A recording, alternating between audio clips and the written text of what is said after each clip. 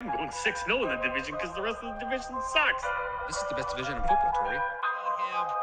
Take that step back. We are seeing the true quarterback that he really is, which he is not a very good quarterback. Welcome to the Man Now, where we taking over. It's time to give you them facts. Won't miss a game or two, cause we here for you and we reporting all of them stats. We coming to you live to keep you updated. Broadcast across the country, we the fan favorites. Break the volume to the max and don't nobody touch it. We crossing topics off the list, addressing every subject. So if you ain't got a clue, then you can tune in and give it 24 hours and we back again. Breaking news, new scoops, we the top dogs. From the fields to the courts, we report it all. Buzzer beaters through your speakers, we the ones to call. Trust us for the news if it's got a ball. Giving you the top stories cause we love the turf. Tell a friend to tune in and where you heard it first. Yeah, you're listening to the Man Now. We taking over, it's time to give you them stats. Yeah, you listen to the Man Now. Miss a game or two cause we reporting all of them facts. Yeah, you listen to the Man Now. We taking over, it's time to give you them facts. Turn the speakers up a little loud. Miss a game or two cause we reporting all of them stats. Cause you listen to the Man Hour. And what is up, Man Hour Nation? Michael Buckasher here with the Man Hour. Head over to manhourradio.com and check out the merchandise page. You can use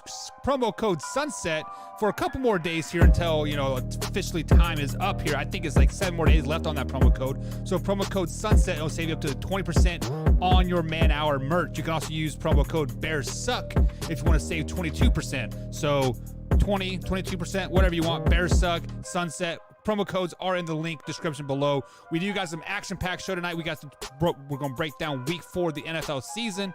And we're going to talk some baseball starting out here. But we got to welcome the man, the myth, the legend himself, BC Combs. What's up, Combsy?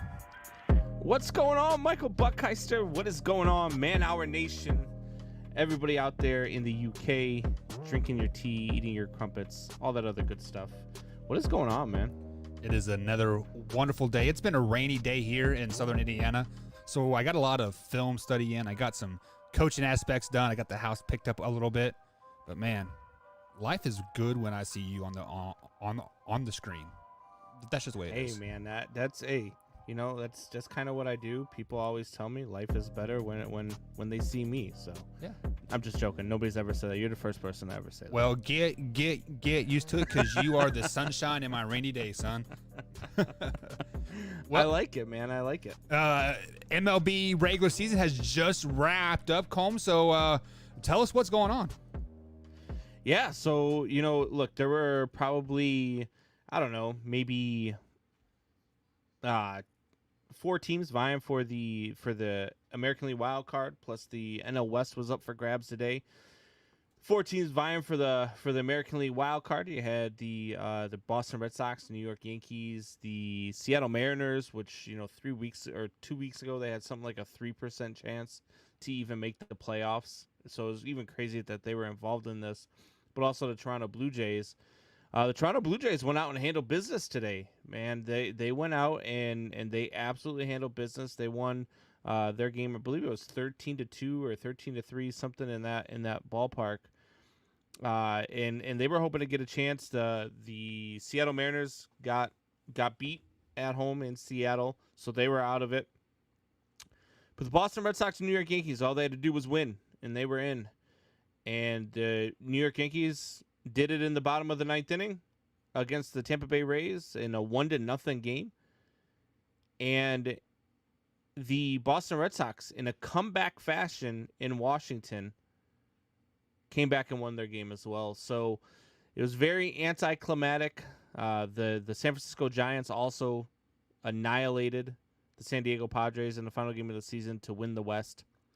So that means that the Los Angeles Dodgers, with 106 wins, are going into a 1-game elimination in the National League wild card. 106 wins, and they are going into the wild card round. I don't understand it.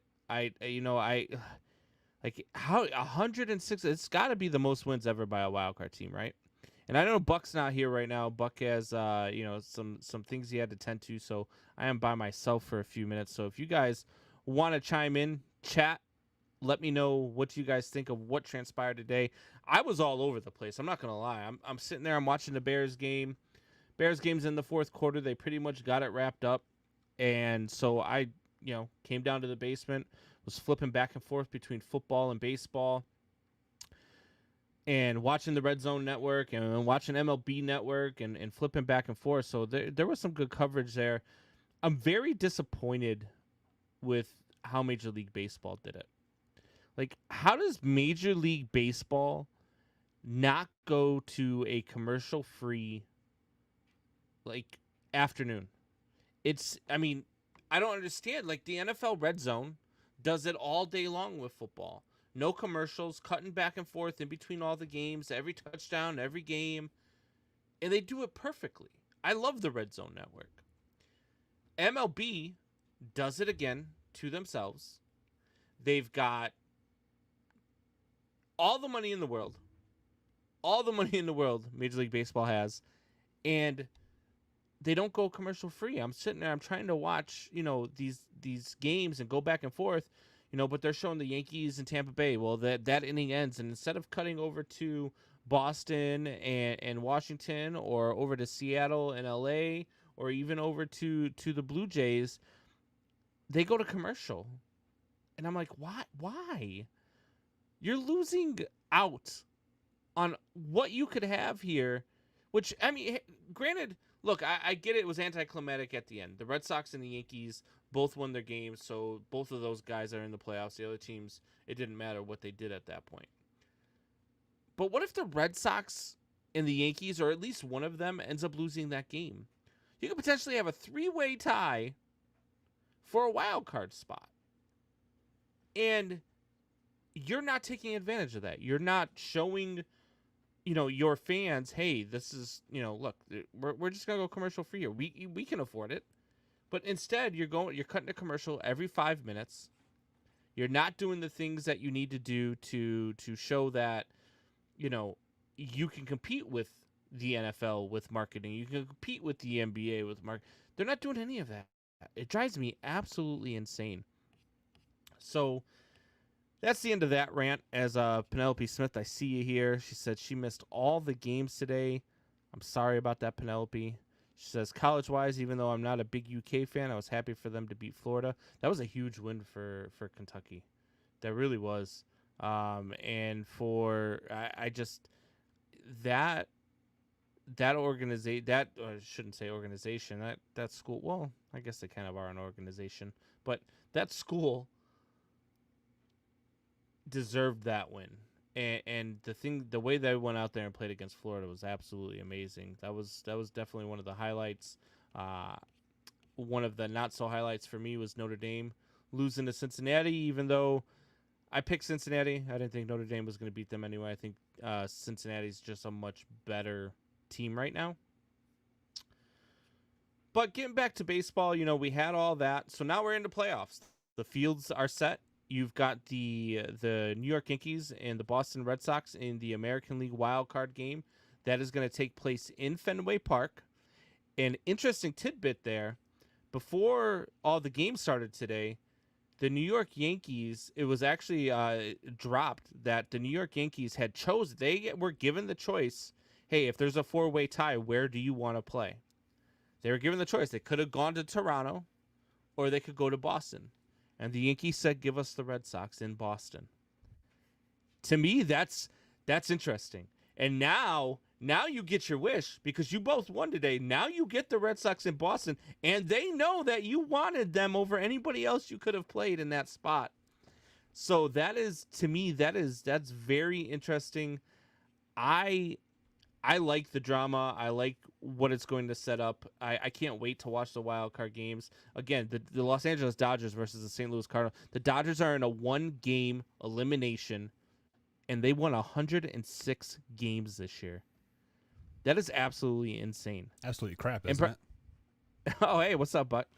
So I don't know if it's crap, though, because, look, you played in a division where the other team, the San Francisco Giants, who came out of nowhere. Nobody would have ever preseason. If you said the San Francisco Giants were going to have 107 wins, you were out of your mind. There was no way they were going to win 107 games, but here they are. They won 107 games. You won 106, so now you have to go to the wild card. So this brings back to me, should we have a 3-game series for the wild card? If you're asking me, absolutely yes. I mean, more games, more money. more ladies, more problems, right? So definitely, it's definitely give us more games. I mean, there's absolutely no reason why you shouldn't want to play a 3-game series because everything else is everything in the Major League Baseball realm is based off of series. Combs. What do you do Friday, Saturday, and Sunday? You play a 3-game series versus X team. What do you do Monday, Tuesday, Wednesday? You play a 2-game series versus X team. There is no 1-game, 1-hit wonder. Everything is at least 2 or 3 games. I mean, it's absolutely asinine that they don't do that. But then floating back to what you said about the Yankees and the Red Sox, the Yankees, they want all that smoke. They said, give me it all. We'll go to your house. I mean, we want to eat your cooking. We want to eat your clam chowder, and then go over to your mama's house and show them off show them off like our rings. I mean, you got to respect the Yankees for it like that, man. Yeah, I don't know if I respect them for. This is one of those times where look, the Red Sox are a good team, and by all rights, they're probably a better team than the Yankees. They pitch better, they hit better, all around, more consistent, and that's what you get out of the Red Sox. The Yankees are kind of streaky, but they're playing good ball right now. Do you really want to give them that poster like, something they can hang up on the wall and say, hey, this is what they said. This is what they wanted. Let's go out and kick their butts in this wild card game. Not that you need any extra added, help, getting pumped up for the playoffs. But if there was anything, I think that might be it. One thing I want to talk to you about, Buck, before you got back, was I was talking about how Major League Baseball dropped the ball again. Yeah, I heard it. I'm going from MLB Network to NFL, the Red Zone, and Red Zone's on all day long from opening kickoff at noon all the way until the final play is made at the last 3:30 game, right? Right. So Major League Baseball goes and they can't even go commercial free. Like they're a commercial every 5-10 minutes. It was driving me nuts. Well, so first of all, I like MLB TV because I can pull it up on my computer and I can pull up 4 games and then like I can large screen one game and like have the other 3 playing like on a smaller screen. Like I really do like that, and I wish the NFL could incorporate something just like that as well. But the fact that it is the it's not called the Red Zone. What is it called on the NFL channel? Shoot, the name slipped my mind. Yeah, the Red Zone. Is it called the Red Zone? Yeah. Because I thought the Red Zone just played the scoring plays, but like this. No, they'll go in between all the games. Like if they're watching, if somebody's in the Red Zone, they switch over to that game. Okay. And then if nobody's in the Red Zone, they'll pick a game and they'll stick to it until somebody gets in the Red Zone. Right. Yeah. I mean, and I do love that. To an extent, but I also want to be able to watch a full game. And I see Drew says that you can do that with like Dish. Well, I'm not paying $260 for Dish. I mean, satellite TV is absolutely asinine. Yeah, it is crazy to me that there's no NFL TV like there's MLB TV or NHL TV, because I could watch any game anytime, anywhere with those, but not with the football. Well, there is with the NFL, but you have to wait until the game is like over, and then you can watch the converted in like 45 minutes or something to that effect. Which I do that a lot. But then the outcome still, and they do cut out some key plays and whatnot. But right, like but if I'm sitting there and I'm watching one game, I'm like, hey, what? This game's a blowout. I'm watching the Bears and they're getting destroyed. I want to switch over and watch. Hey, let's see what Tom Brady's doing over in Tampa. Like, yeah, exactly. But there is nothing like that for football. It's crazy. Yeah, well, and you want to know what else is crazy, Eric Holmes? Fox here in Louisville, Kentucky did not have a football game this afternoon, so I was stuck watching the lame-ass Lamar Jackson and the Ravens beat the Broncos. So, it was kind of trash. At least it wasn't a funeral this time. So big props to Fox for not showing a funeral. But why can't we get 4 games a day? Like that kind of pisses me off. I mean, here in Chicago we get 3. You get the CBS game, and then the Bears are usually on Fox. So, and then afterwards you get a second CBS game. But yeah, that's strange to me that you guys don't get. The only thing we get are Colts game and Bengals games, and that's about it. And then they're both on CBS. So if they play at the same time, usually Colts trump them. And then our Fox game is usually like whatever you guys get usually 9 times 10. Like today was the it was the Cowboys game. Yeah. Today. But guys, we are up against our first break. On the other side of the break, we are going to dive into some NFL talk. We're going to dive deep into it. The Drew's Cardinals dominate the Rams. Kansas City Chiefs are back on their winning ways. Detroit not winning. Imagine that. And we got Way or No Way brought to you by Thrive Fantasy Go. So guys, head over to thrivefantasy.com, use promo code MANHOUR, and they'll match up to $50 on your first deposit. We'll be right back, guys, here on the Man Hour. Stay tuned. Tell me why you haven't hit the like button yet. Tell me why you haven't subscribed yet. Tell me why you aren't commenting in the comments. All we want you to do is become a part of Man Hour Nation. Hit that like button, please. Thank you. Adios.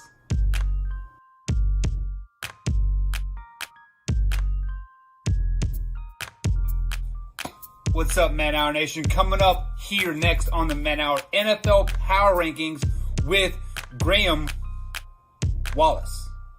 At Bus Wallums on the old Twitter machine. Check him out. But right now, guys, hit that like button, share this with a couple friends, and be sure to comment. It helps the channel more than you ever know. We appreciate everything you guys do for us here in the comments at youtube.com/manhour. Man Hour Nation, rise up.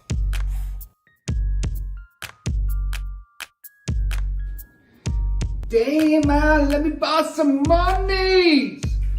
Now, Philly, what do you need money for now? I be losing all my money on the pursuit of fantasy football, yo. I just need like 10 more dollars on my machine.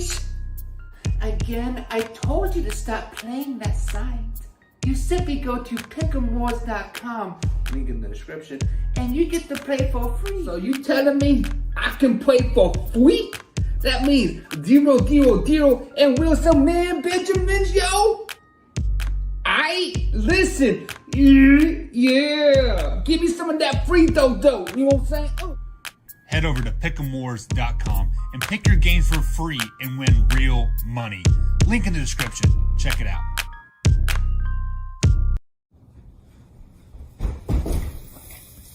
Hey, glad you're there. New merch. Check it out. manhourradio.com. Hey, look, a hot dog.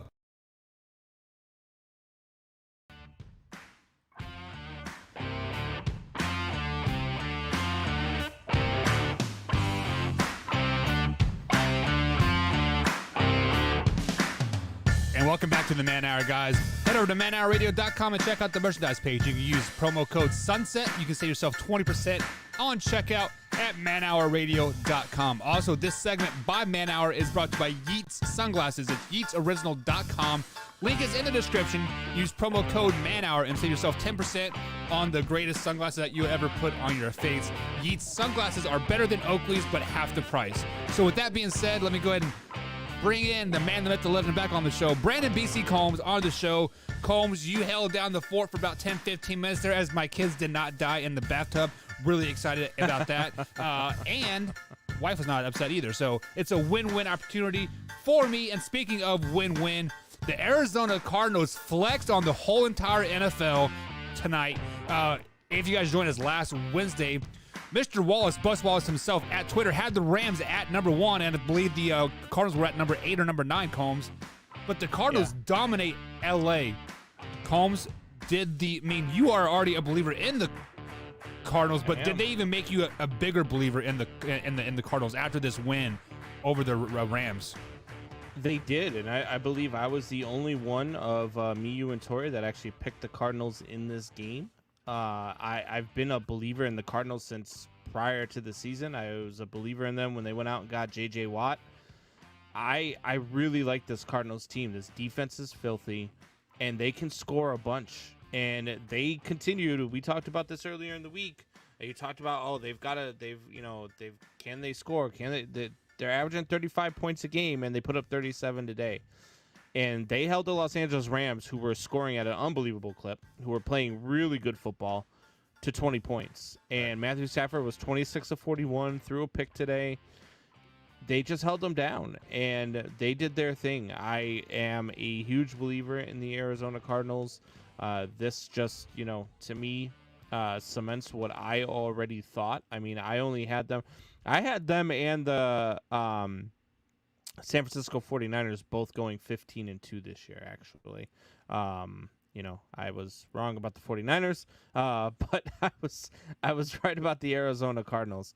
So this was not one of the games I had them losing. I have them losing later in the year to San Francisco, and I have them dropping one of the games to Seattle. I actually don't have them losing at all to the Rams this year.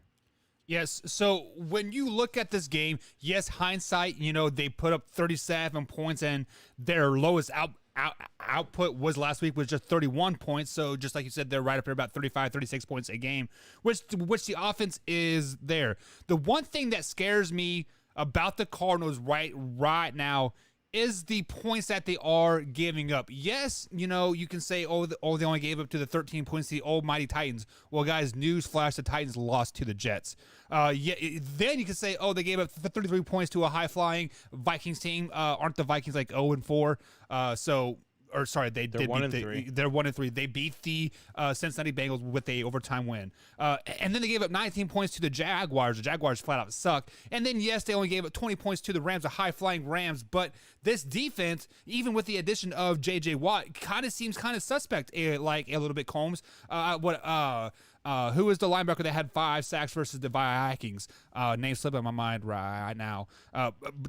Drew would know who I'm talking For the Cardinals? about. Yeah. I'm about to look it up. Chandler Jones. Chandler Jones. Yes. But when you look at their schedule moving forward, they have a 49ers team. We're going to talk about the 49ers here in like a tad bit here. But the 49ers scare me a lot. The Browns look pretty damn good. Yes, they had a little off week this week, but they're bound to have that week. And then they play the Texans, Packers, and 49ers again. This schedule does not get easy for them at all. And with this defense that's giving up 20 points a game, it scares me, because if you have one offensive bad game, score under 14 points, and you're giving up 20 plus points a game, you don't lose that game, Combs. Just like the math is there, and you're going to lose that game, unfortunately. So with all that being said, I am sold on the Cardinals to a point to where I think they're going to make the playoffs. I think they're going to maybe, get a 6th or 5th seed there, but beyond that, I don't see them going deep into the playoffs. I see them as a first round loss. I see them probably, not even winning the division, probably being fourth in the division, because right now they're kind of fat and happy over there being 4-0, and it would not surprise me if they come week 9 they're 4-4. Would not surprise me one bit. Buck, this is just you doing Buck things. No, it's not. This is just you. This is just you saying, the Cardinals, but they held the Los Angeles Rams, who we were talking about earlier in the week, as possibly the best team in the NFL. And they went out there and completely dominated them in their house. Right. I'll give you that. In their one. house. And this Cardinals team is averaging 35 points a game. They are going to go out. Not only, yes, the San Francisco 49ers are a scary football team, but they may be without Jimmy G for a few weeks. And we'll talk about that in a little bit, but they're a very different team without Jimmy G. Okay? Then they've got the Cleveland Browns. A formidable opponent, but still, the Cardinals are better than the Cleveland Browns, and they're going to put up a ton of points on that Cleveland Browns defense. That Cleveland Browns defense has not shown up to this point in the season. They showed up a little bit today. They held the Minnesota Vikings down to 7 points in Minnesota. I'll give them that. But they're just not. They're not as good as the Arizona Cardinals. Let me pause you right there. Let me pause you right there. Let's do law of averages here, Combs. Let me breast out my calculator here. It's just a pen and piece of paper. It's just, it's just prop talk there. But when the Arizona Cardinals give 33 points up to the Vikings and the Browns only give up 7 points to the Vikings, That tells me that the Browns are better than the Cardinals right now on the Really? defensive side of All the right. ball. Well, yeah, hey, sure does. Okay, cool. The Jets got to win today, right? They did. They did. All right. So then everybody who's beat to the Jets, or everybody who's beaten the Jets to this point, they're better than anybody, because the Jets won a game today. The Jets looked really good today. The Jets did look really good today. That's and horrible. If That's horrible logic. well, no, Because you if the can't Jets say would have because took they held if the Jets would have took this game and won the other games, they would have been 4-0 easy. First of all, they're different games. They're different games. You can't say, well, they held this team, but they beat this team and they beat that team, because if that's the case, then there's the teams out there that are 0-4 that are better than any of the 4-0 teams. Yeah, we And I don't talked believe about that for 1 second. We actually talked That's about not, that. That's not true, though. Come If on you now. if you want to flashback to last week, the 0-3 the 0-3 Colts are hands down better than the 3-0 Denver Broncos. Yes, Liz, I'm talking about your crappy ass Denver Broncos, those little ponies that you want to ride on. They are crap. They are crap. I mean, they lost to Lamar Jackson. They for crying are out without loud. Teddy Bridgewater. True. True. Without Teddy, and he's got they label it a concussion, so you're looking at another 2 to 3 weeks without him. Look, that was might a be dead. different. Did you see that? I did. That was a different game up until that point. That Right. they weren't winning, but it was a different game. It was a more competitive game, and then Drew Lock came in and just did Drew Lock things. So I think that the notion that the Arizona Cardinals, because they're gonna play the Browns, and the Browns held the Vikings to 7 point. Okay, well, what happened with the Vikings today? Maybe the Vikings didn't show up today. Maybe did somebody get hurt? Did they not play well? Did what was going on in practice? Like, who knows what the hell was going on? I believe the You running can't go back by missed the that. game, right? What's his name? Who's their running back? His name always slips my mind. For The Vikings, Delvin Cook, right? Dalvin Cook, yeah. Didn't he miss the games today? I believe so. Yeah, so that's probably why they only held him at 7 points. But, I mean, obviously Week 5 is coming up soon here, but that might be the game of the week, honestly, next week, the Cardinals versus the Browns. But let's go on and move over to your, yes, I'm saying it right, pump your chest there, BC Combs. You guys got to win today. Justin Fields threw for like 203 yards. They rushed for like another 100. But the Bears did beat the Detroit Lions. Obviously, the play calling was more geared toward Justin Fields and his skill set, a.k.a. hand the ball off and let him run. Was Matt Nagy calling the plays today, Combs? No, there's no way Matt Nagy was calling the plays today. The in-game adjustments, the reads, the play calling was just not Matt Nagy's style. I mean, they were going downfield. They were beating the hell out of the Lions downfield with Darnell Mooney. I mean, just beating the hell out of them. And Justin Fields was making some nice on-the-money throws. And I know he did not throw for a touchdown today, but that's because David Montgomery had a beast of a game. Yeah. He didn't have to throw for a touchdown. But he did have a nice game. I mean, Justin Fields was trying to look at the box score here as we speak, but Justin Fields was 11 of 17 for 209 yards, and he threw an interception that was tipped at the line of scrimmage and landed in the Lions' hands. But he made good reads. He checked down when he needed to. He was, he didn't take off unless he needed to. And those were the things that you want to see out of Justin Fields. Absolutely 110%. And there's no way Matt Nagy was calling the plays. I don't know. I didn't listen to the post-game press conference yet. I will later, as I usually do on Sunday nights. I'll check it out, usually because I want to throw my computer across the room as I'm watching it. But, Matt Nagy was definitely not calling the plays. This was Bill Lazor's game plan. You could tell the difference between the two. And it worked, and the Bears looked all right. I'm not going to get out ahead of myself. This was the Detroit Lions, the 0-4 Detroit Lions that Buck picked to be 11-6, 10-6, or 10-7. I'm sorry. Oh, okay. Well, now it's 10-7. Okay, we'll roll back the tape. It was 11-6 when we did our predictions, but it's fine. I'll give you 10-7. They're still 0-4. So, Chance. So yeah, so you're saying there's a chance. So no, look, the Bears look good. Justin Fields look good. but it was the Detroit Lions. And as much as I've given Liz crap for her Denver Broncos and saying, yeah, sure, you won, but great, you beat the Giants, you beat the Jets, you beat the Jaguars, try to beat somebody. The Bears have 2 wins. They're 2-2, and they've beat the Detroit Lions and the Cincinnati Bengals. Yeah, so we will be talking about the Broncos later, and I might be hard on them now, but I might be praising them later. So stay tuned to that. But Combs, I don't know who called the plays, but I think this was Justin Fields just getting his feet wet last week and realizing. What did he say in preseason? Oh, this game is moving slow. Well, regular season doesn't move slow, and he found that out last week when he got sacked like 9 times or whatever it was, something ridiculous. This week he got sacked 1 time. Yes, it was a big sack. I think he lost like 25 yards or something like that. Like it drove them way back.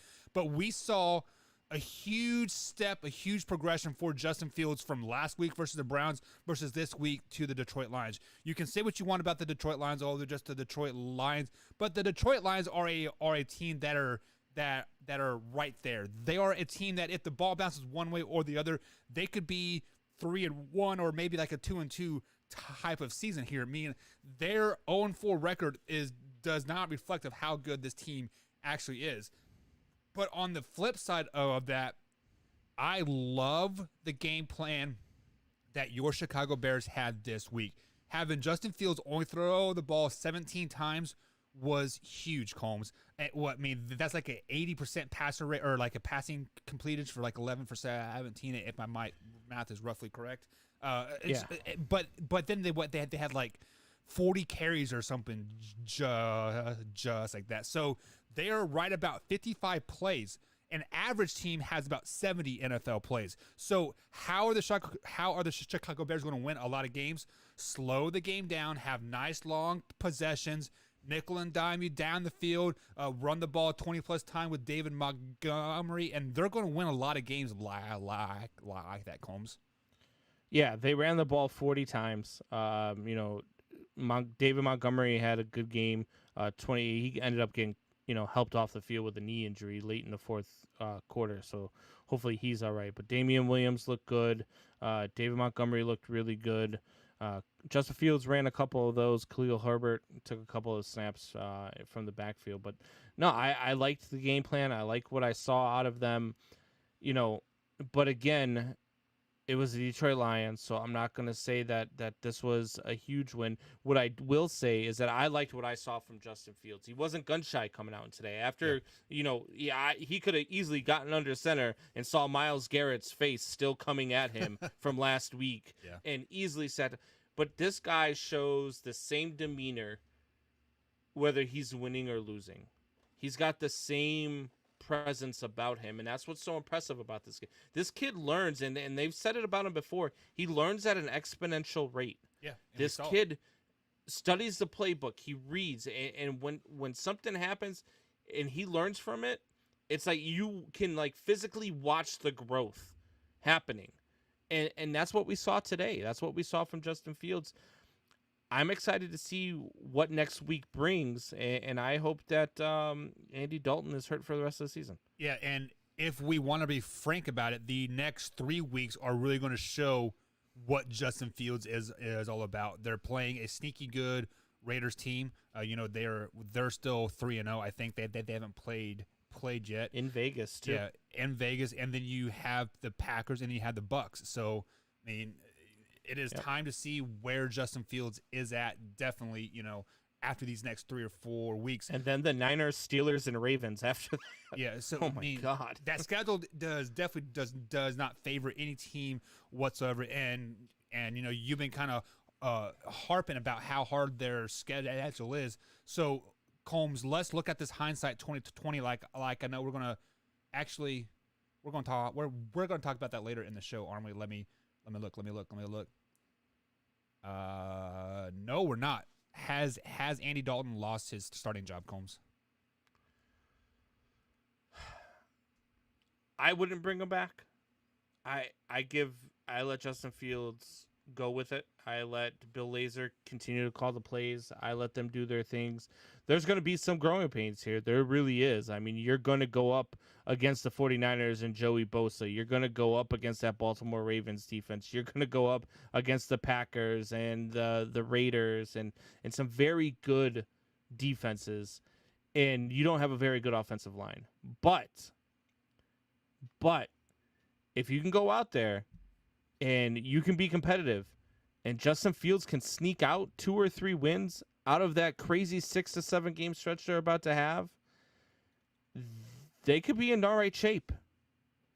They could be in all right shape, and not only that, but you give Justin Fields that confidence. You can only get better from here, and to try to, I want to say,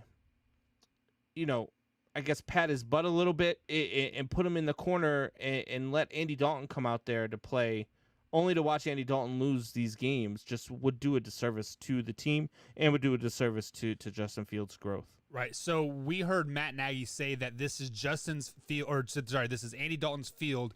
Let me rephrase it. This is Andy Dalton's team when he is 100% healthy.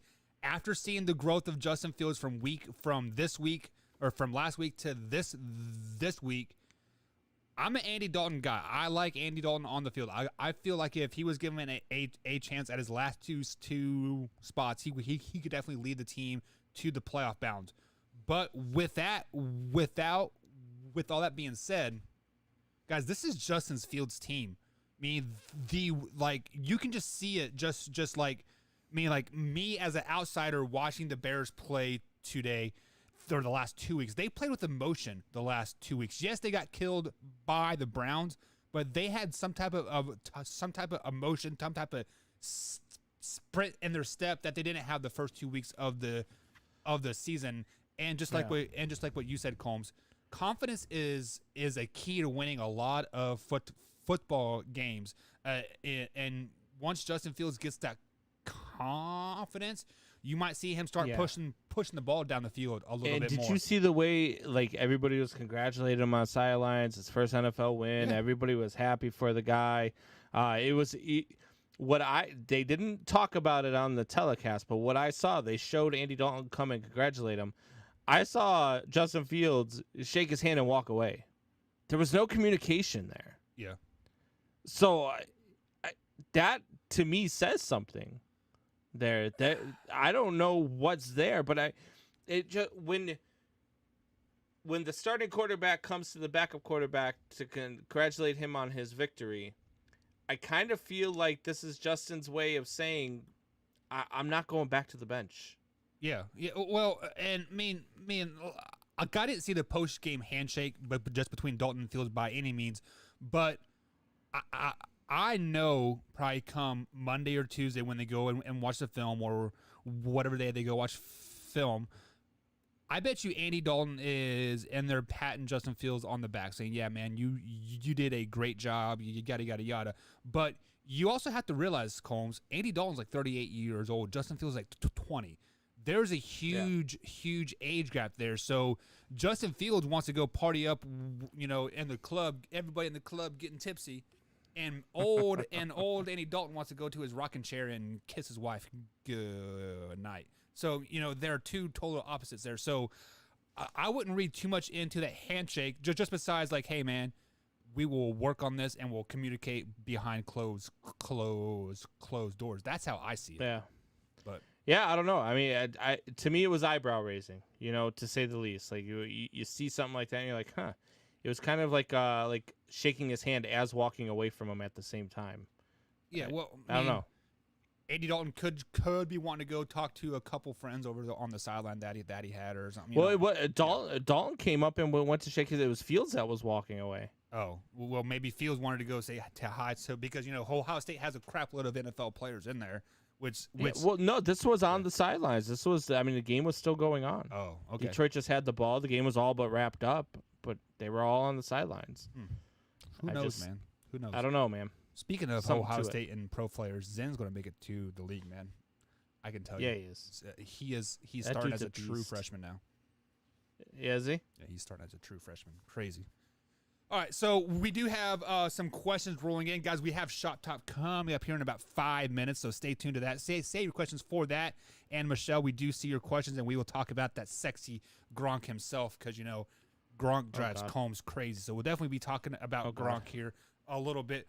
But one of the biggest wins in my book of the weekend was the Kansas City Chiefs beating the Eagles. Now, there was a game inside of the game here, and that game was Andy Reid got his 100th win as a Kansas City Chiefs. He's the first coach ever to win 100 or to have 100 wins on 2 different teams. But with all that being said, Combs, you had the Kansas City Chiefs going 14-3. They are now on pace to go to that 14-3 again. Are the Chiefs back?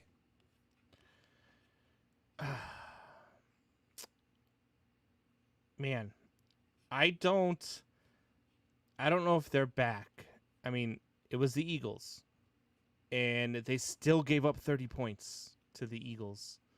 An Eagles team that just, I mean, that's not what they've been. The Eagles have not been a very good offensive team so far this season. You know, they put up 11 to the 49ers, 21 to the Cowboys, 6. You know, so I just don't see that Kansas City's necessarily back. I did see that they were better offensively. They were clicking on all cylinders. Yep. They were doing the things they needed to do. I'm hesitant to say that they're back, though. And I know that sucks for you to hear because you're a Kansas City Chiefs guy. I am. But next week against the Buffalo Bills, to me, is going to determine whether or not they're back. Next Sunday night, while we're on the show, and in the background I'm watching the Kansas City Chiefs versus the Buffalo Bills, that will determine to me whether or not Kansas City's back. Because if they go out and they get shellacked, this could be a rough season. I'm not saying they won't go to the playoffs, but this could be a rough season for Kansas City Chiefs and what you're accustomed to. So as a Kansas City Chiefs fans, first things first, we have the worst fucking defense I've ever seen ever in my whole entire life. Edit it. I know it already, wrote it down, but I had to get that out. Combs, when a professional defense cannot stop a run play, it irritates the living dog crap out of me. The last 4 seasons, the Kansas City Chiefs have had the worst defense statistically the first 11 weeks of the season. Somehow, some way, week 12, week 13, they figure it out and they turn it on. Why in the hell you do that all freaking season? I don't know. But we rely so much on this offense that it is absolutely mind-blowing. But on the flip side of that coin, we only did give up 13 points in the first quarter. Jalen Hurts looks like a pretty good quarterback. Maybe we were sleeping on the Philadelphia Eagles and Jalen Hurts a little bit this season because, you know, he did good things against was it Miami that they played and he looked pretty good. He looked decent against a Super Bowl caliber team in the Dallas Cowboys. And he did score they did score 30 points against a Super Bowl caliber team and the Kansas City Chiefs. Yes, they don't have a Super Bowl caliber defense by any means, but on the flip side of that coin, Combs, 14 of those 30 points were scored in the fourth quarter when it was kind of like mop-up duty in the end. This is well after Patrick Mahomes had his 5 touchdowns in the air. Tyreek Hill went off for like 183 yards. And it just so... How much stock can you put up into that mop-up duty per se? Yes, I know the score reflects, you know, we see 30 points like, oh damn, that sucks. But you know what surprises the crap out of me though, Combs? The Chiefs only gave up 103 yards on the ground. That is by far their best defensive on the ground all season. They gave up almost damn near 400 yards through the air. That is what is concerning to me 100%. The Kansas City Chiefs are not back at all, Combs. We are like, if we're playing like this for the rest of the year, we will be lucky to sneak into the playoffs at a 9-8 team as like a 6 seed. That's just the way it is. Chiefs fans, I'm sorry you have to hear that, but Steve Spagnuolo is the worst defensive coordinator that I've seen in a very, very long time. Fire his ass, send him to be a head coach in Chicago, and we can bring in like I don't care. You can bring in Dan Quinn or it doesn't matter. Bring in somebody that does. Don't you put that evil on me, Ricky Bobby. Wouldn't that be something if they got Steve Spagnuolo as you guys' head head coach? But it wouldn't surprise me at all. It's just Combs, like it is so mind blowing that the Kansas City Chiefs are so good, but yet they're so bad at the same time. Like, how does that work? I just don't feel like they're that talented on defense. No. They're just not talented. And I don't know if that's a coaching thing or if it's just not, they just don't have the right pieces on defense. I mean, they got Tyrann Mathieu. They have the talent. They have Chris Jones. They have Tyrann Mathieu. They have the other defensive tackle that they just signed that likes to shoot guns all over the place. I forget his name every freaking time. What is his name? I have no clue who you're talking about. He just got like 2 felony charges for like a loaded AK-47 in his back seat and driving like 100 miles an hour. Frank Clark. So he's out. But that's still not like I just don't. I don't know. For me, I think it's a talent thing on the defensive side of the ball. You've only got a couple of weapons, and everybody else is just kind of meh. And that's what the Kansas City Chiefs defense is right now. Yeah. And unfortunately, I think they're happy with scoring 45 points and giving up 30. Yeah. I mean, it sucks, but whatever. It is what it is, I guess.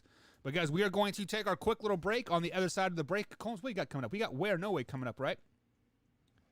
Yeah, or Shop Talk or something. We got Shop Talk coming up here, guys. So, Drew says, what is wrong with that? I'll tell you what's wrong with that, Drew, during Shop Talk, guys. We'll be right back here on the Man Hour. Shop Talk coming up. Save your questions here for us at youtube.com/Man Hour. We'll be right back.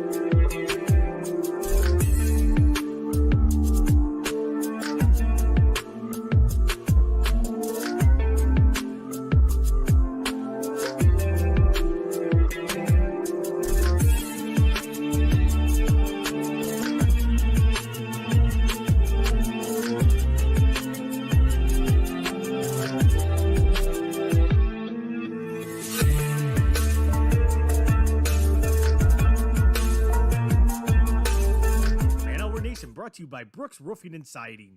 Contact them at 812-868-7663 or online at brooksroofingin.com. Brooks Roofing and Siding. Protection you need when nature strikes. And welcome back to the Man Hour, guys. Michael Buck has along with Brandon, BC Combs, and you guys find us on the Twitter machine at manhour_Buck and, of course, manhour_Combs on Twitter, as we are more active each and every day over there. And finally getting our followings up. I kind of like that. I like a little bit. Like it is a lot easier to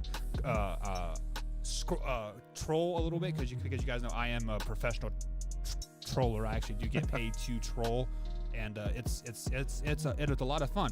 But with all that being said, it is time for Shop Talk, guys. So if you guys have any questions, head over to youtube.com/manhour, pop the question in there, and we'll be glad to talk about it. So one thing that I put a pin in, Combs, is Michelle said, are you guys going to talk about my boy Gronk and hurting his ribs? So I'm going to ask you this question. Is Gronk not playing tonight going to be a big loss for the Buccaneers? Yeah, I mean, it's definitely a loss. I mean, it's one of Tom Brady's favorite targets, so it's definitely going to hurt them a little bit. I'm watching it here as we speak, and they're moving the ball all right, though. I think they'll still be okay. They're leaning on Leonard Fournette tonight, and he's kind of running all over the Patriots right now. So the one thing that you guys don't realize is that the Buccaneers have 3 tight ends, counting Gronk, and those other 2 can easily start on any other team in the NFL besides the 49ers and the Chiefs. Like, oh, what's his name? O.J. Simpson. No, it's like, oh, what's the guy's name? O.J. something, and it sounds something or another. He is probably better than Gronk, to be honest. So, Gronk. O.J. Howard? Yeah, O.J. Howard. So Gronk being out, I mean, it's a hurt as far as maybe fantasy-wise and as far as, like, the name notoriety. But I think Gronk is out tonight just because he didn't want to go and talk to Bill Belichick after the game because he basically retired because he was too scared to ask for a trade, and so he's just like, I just retire. So Michelle, your boy is a pansy for not wanting to talk to his old coach, scared to ask for a trade, so that's why he's hurt. Let's just be flat out honest about that. That is not what happened.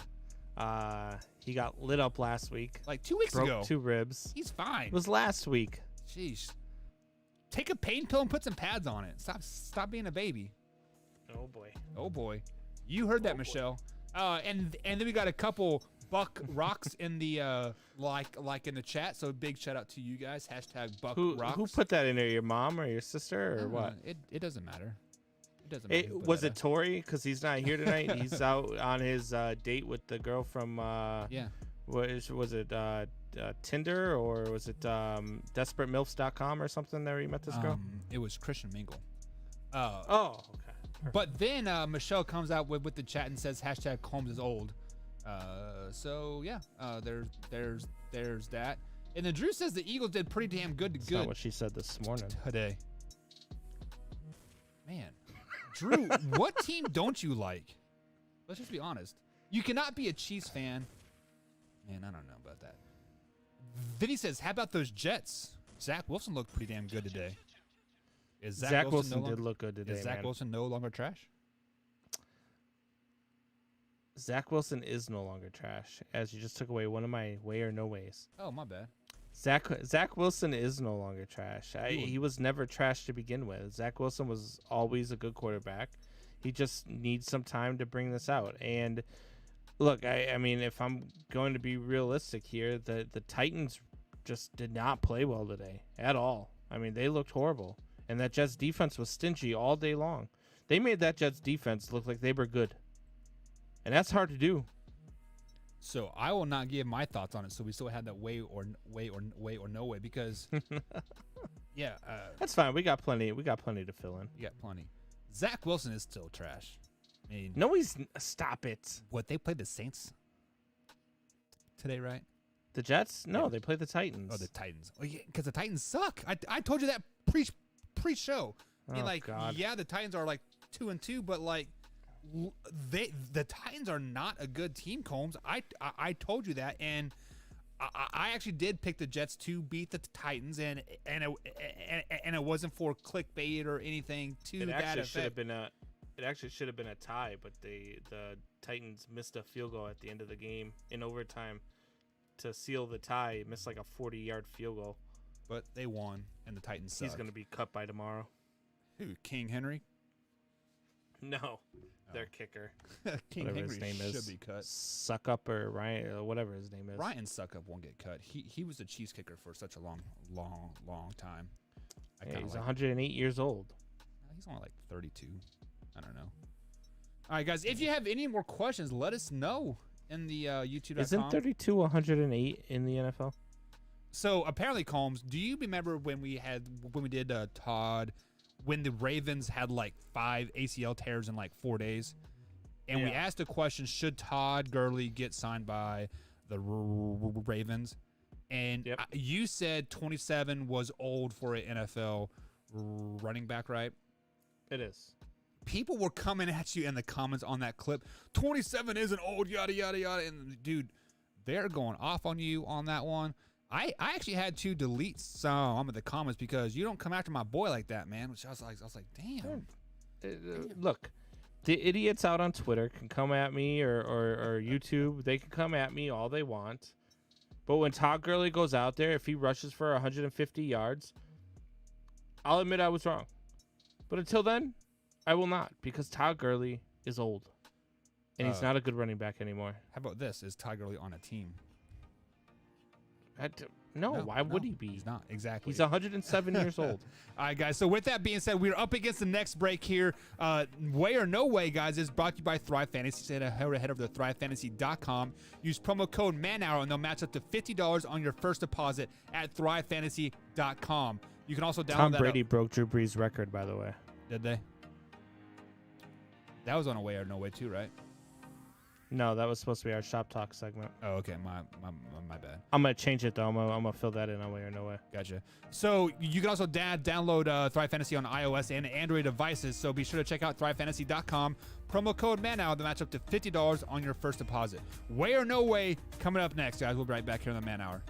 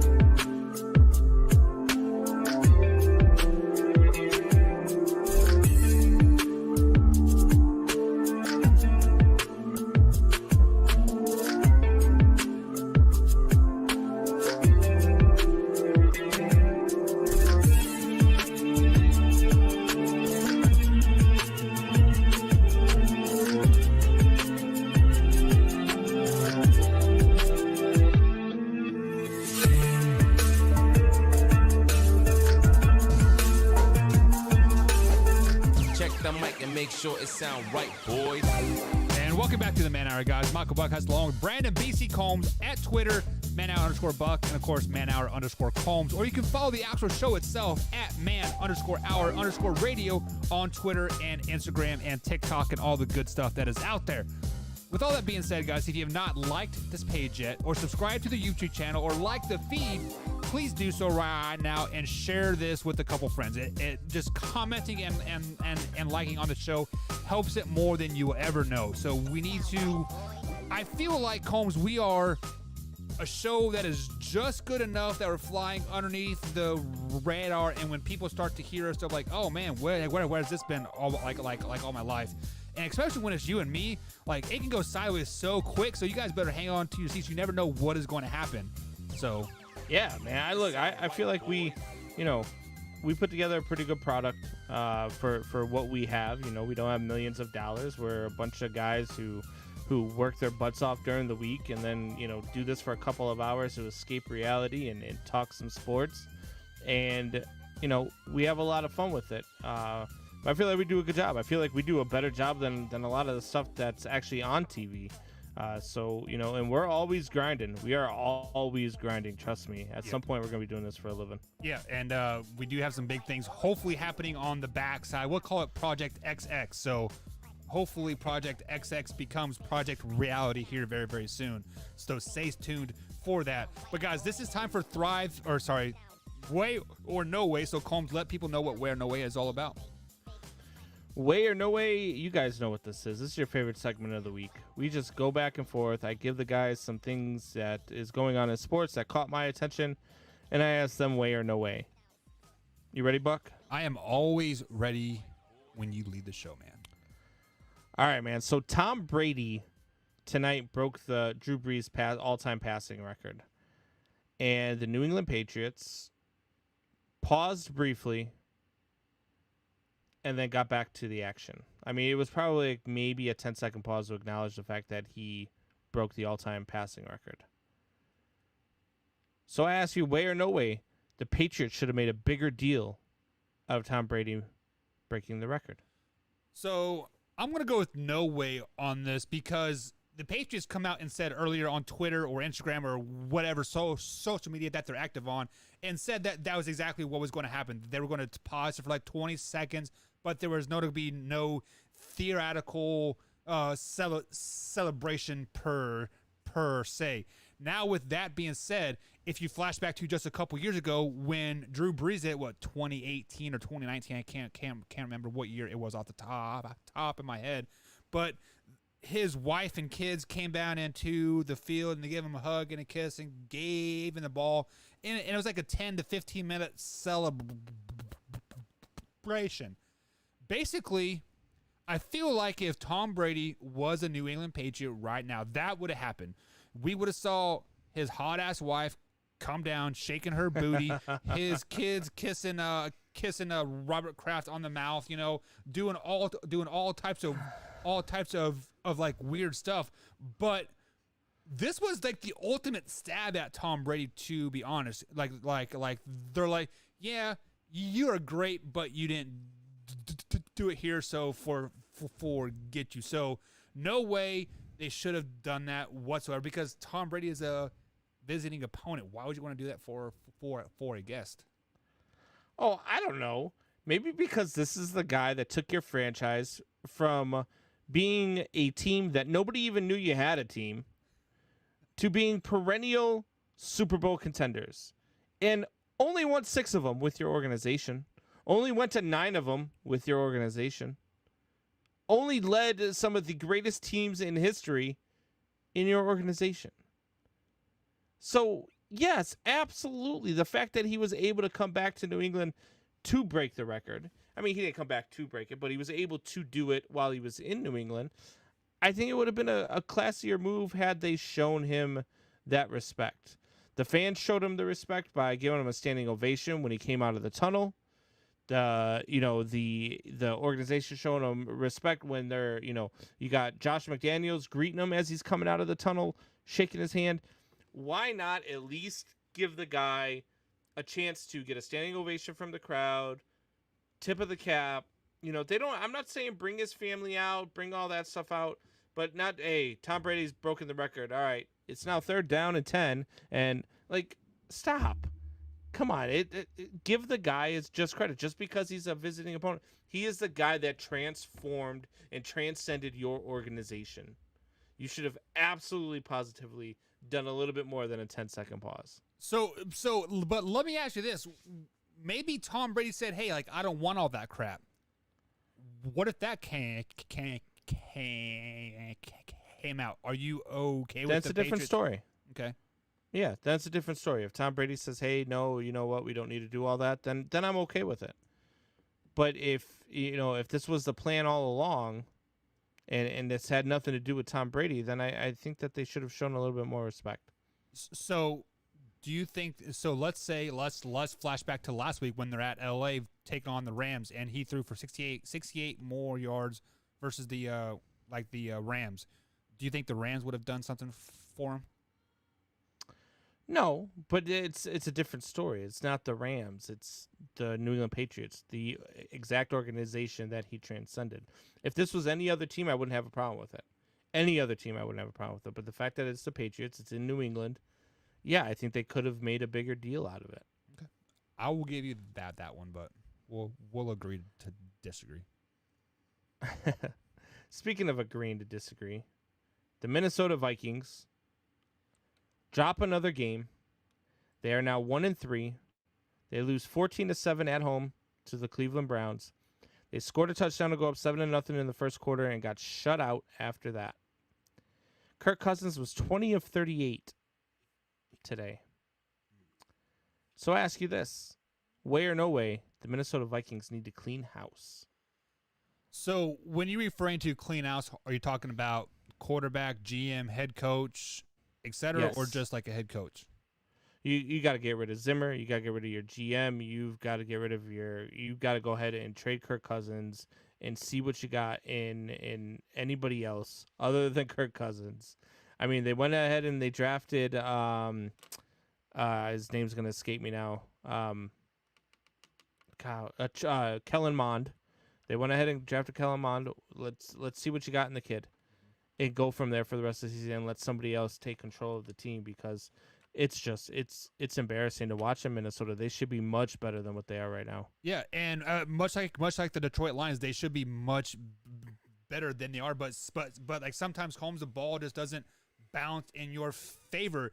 And if you want to flash back to our Minnesota Vikings predictions, I had them going 3-14 on the season. I had him at 5-12. Just because I don't have any faith in Kirk Cousins whatsoever. Now, whether if Kirk Cousins' flaws comes from the head coach or from the general manager or I don't know where it comes from, but primetime Kirk Cousins absolutely below average, probably even a top 32 quarterback in the NFL. But usually a 1 o'clock Kirk Cousins, not too bad. But one thing we have to look at, Combs, Zimmer signed a 3 or 4 year extension in the off season. Kirk Cousins signed a extension as well in the off season, and they have over like $100 million tied up into this trash ass quarterback. So I'm not for sure what kind of salary cap it is, like a hit or like anything just like that, but definite way it is time to at least get a new head coach, get a new voice in there, get a new general manager, just like in there, because like you said, they do have the talent. Kirk Cousins isn't bad when he's not playing a primetime game. So if you're playing 1 o'clock games, Kirk Cousins is above 700 quarterback, if I'm not mistaken. It was a 1 o'clock game today. Yeah, well, sometimes you drop a game, and obviously the Browns are a really good defense. Ask your Chicago Bears that. I agree. I think the Vikings are in the same boat as the Bears right now. I think they've got a trash play caller, they've got a bad head coach, and they need a change of scenery. And I mean, Kirk Cousins just isn't the guy. He's just not. Is he not the guy because Zimmer is the head coach? No, he's not the guy because he's not the guy. He's never been the guy. He was a guy at Washington for 3 years when they kept franchise tagging him, right? Look at that organization. No. Do you know why they kept franchise tagging him?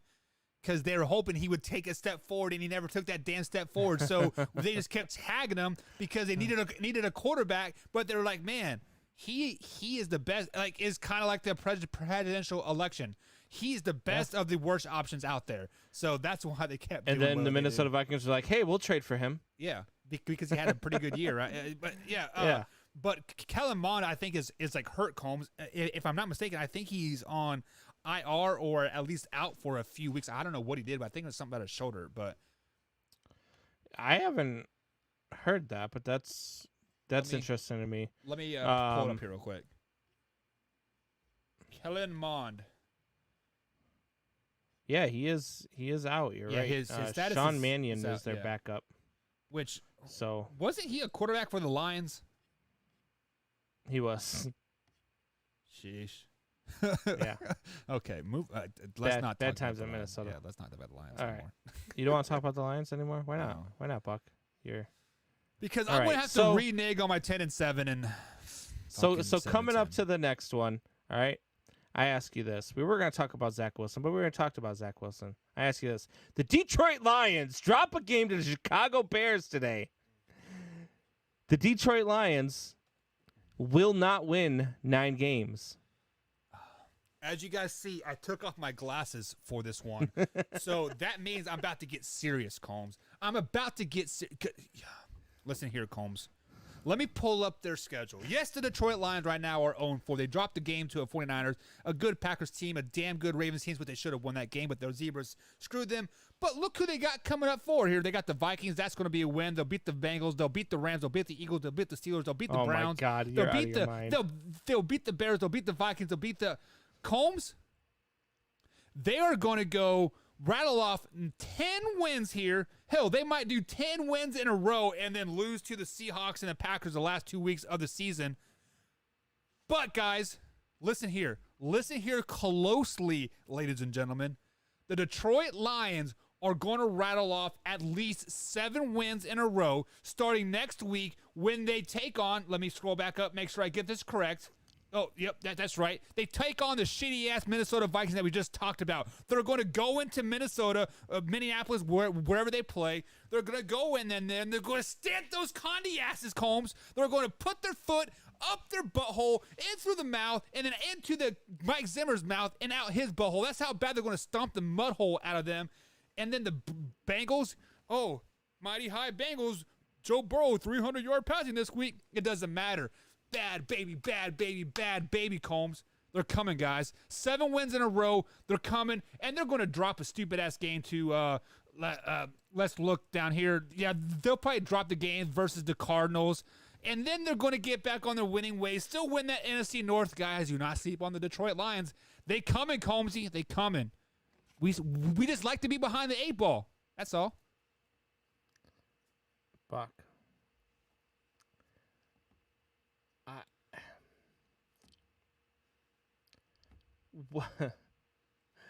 What about this team?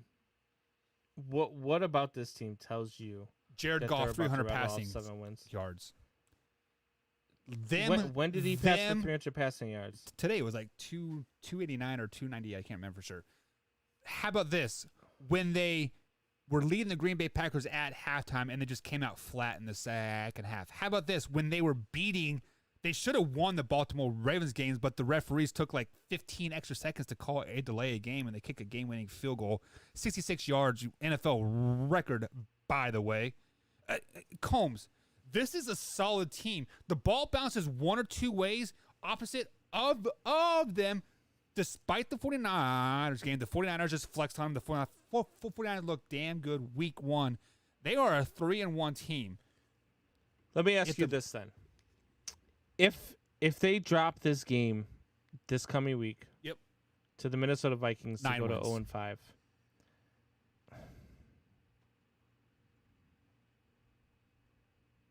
They are a above 500 team. I don't even know Combs. what to say. They are above No, they're not. 500 team. So whatever question. So were they going to give her They're not, nine wins? Yes, way, 0-4 baby. is 0-4 is Yes, not way. an above 500 team. No, I'm just throwing it out there. right now. But the game's an 18-week season, Combs. We have 18. We have what?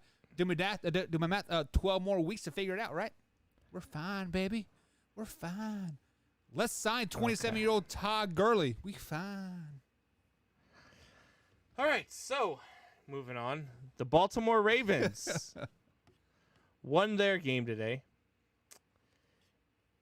Did they disrespect the game by extending the rushing streak in that win? There's about 4 seconds left. They had 97 yards. They have this streak of like 24, 25 straight games with 100 yards rushing or more. And they run the ball out of bounds. Then they run the offense back on the field instead of victory formation with a big lead. And they run Lamar Jackson to extend the streak. Did they disrespect the game? So, looking at this hindsight 2020, did they disrespect the game? Absolutely, they disrupted the game or disrespected the game. So, the record that you're referring to was 43 straight games with 100-plus yards rushing, which ties the NFL record with the 74 through 77 Pittsburgh Steelers, if I'm not mistaken, if I remember seeing that stat right. So, they were up, 23-7, 24-7, 3 seconds left. Absolutely disrespect to any type of record book out there in the NFL. What happens if Lamar Jackson get hurt on that play, Combs? Is that record really worth it?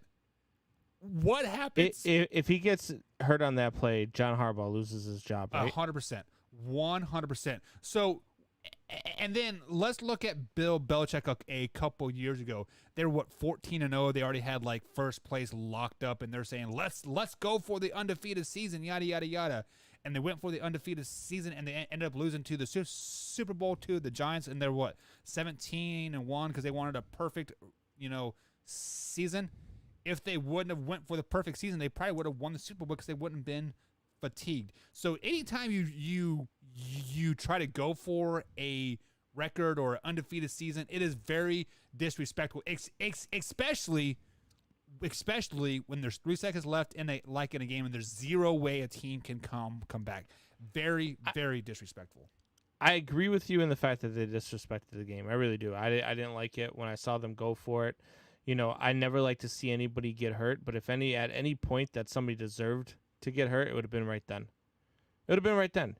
If he gets hurt, John Harbaugh absolutely has to lose his job after that. No, I don't care how good you are. You have to lose your job after making a stupid call like that to run one more play just to extend the record. And it's just it was an asinine play call.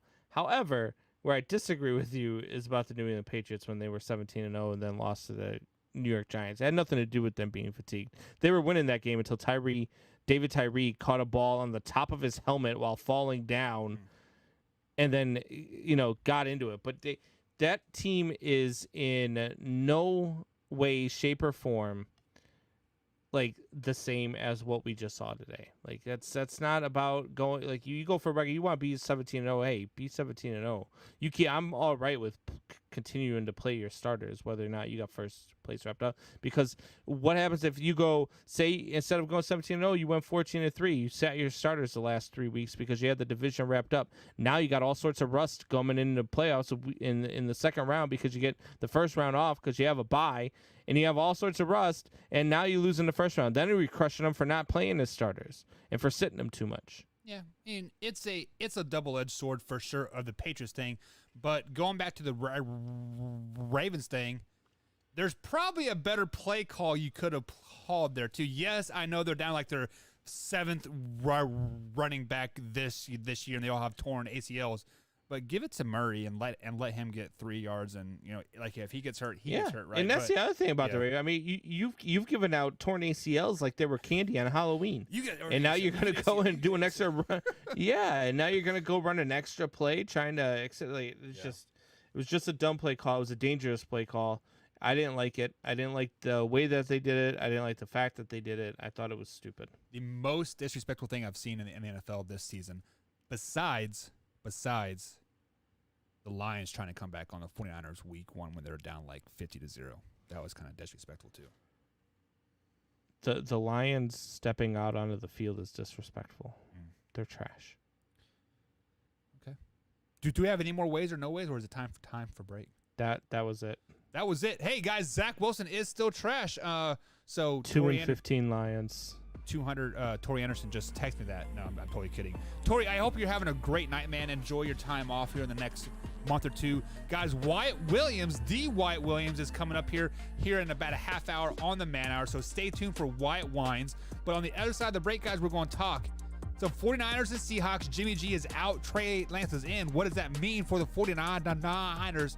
Packers flex on the Philadelphia Eagles. The Pittsburgh Steelers, Matt LaFleur, the greatest head coach of all time. We will see the Cowboys, Super Bowl bound Dallas Cowboys. And of course, we're going to talk some Monday Night Football. You have the Las Vegas Raiders taking on the LA Chargers. So guys, we'll talk about that and much more coming up here on the Man Hour. We'll be right back. Stay tuned.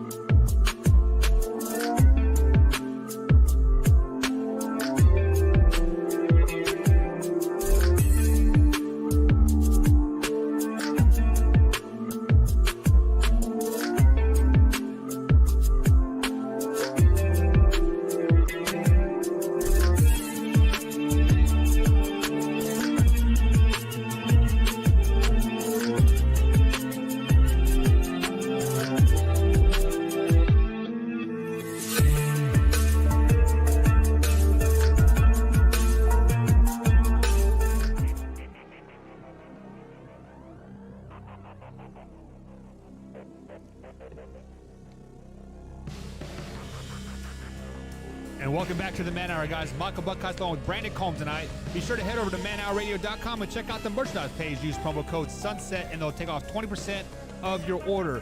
This section of Man Hour is brought to you by Skull Candy Headphones. So link in the description, but head over to skullcandy.com and they have the world's best headphones out there. They got over-the-ear headphones, which I'm wearing right now. And of course, they got the earbuds and the in-the-ear and the over-the-ear. They have all types of headphones, guys, over there, ranging from $20 to $150. So whatever you like, click the link in the description and get an automatic 20% built-in off on that. So when it says 25, they'll have a line through it and say 21, like on there.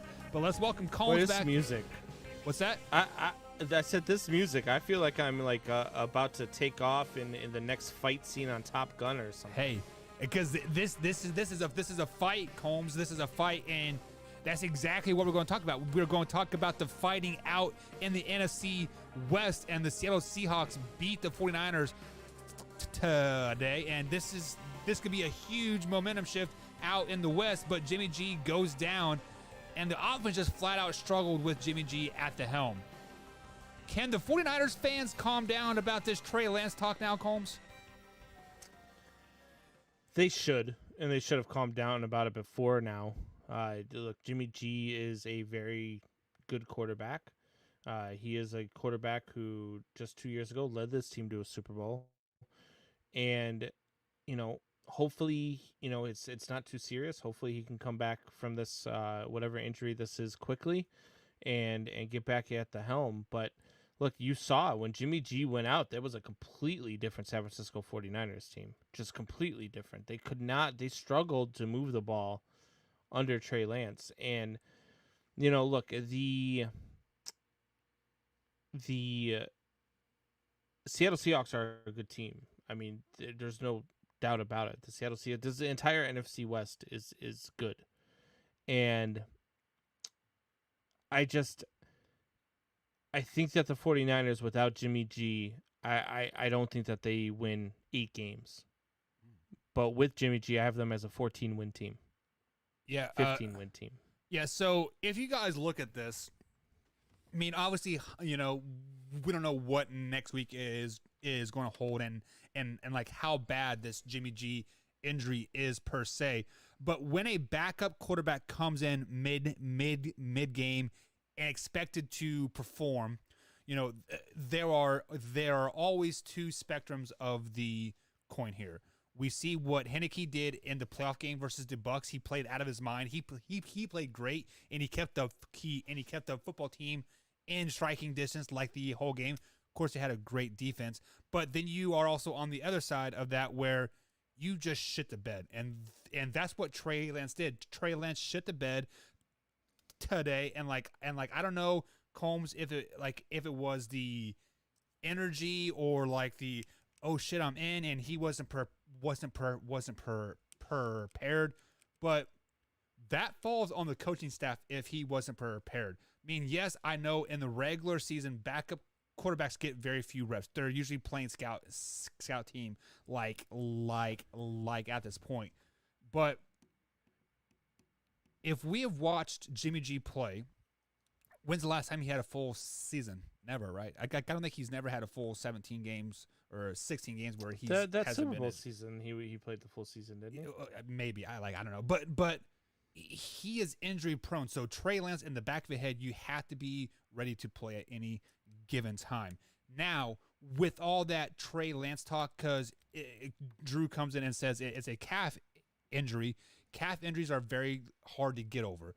So let's say Trey Lance is going to start next week. He has a half of football under his belt as this is his team. We've seen the improvement that Justin Fields did from week 1 to week 2 as a starter. Now let's see if Trey Lance can mock that, right? Can Trey Lance take that 2 quarters of football that he had and explode it into the next game? I don't know who they play. I don't look at their schedule, but you are never going to stop hearing the Trey Lance talk until he fails you as a starter, because he came in as a backup, Combs, and he didn't fail you. So that's the biggest thing.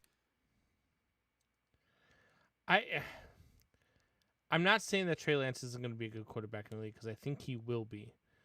I just think he was one of those that needed a little bit of time to form to become an NFL quarterback. Trey Lance and Kellen Mond, I felt were both at that level where they both needed, a year to sit. And I think that they're both in good situations to sit and learn under veterans. But I don't know. I feel like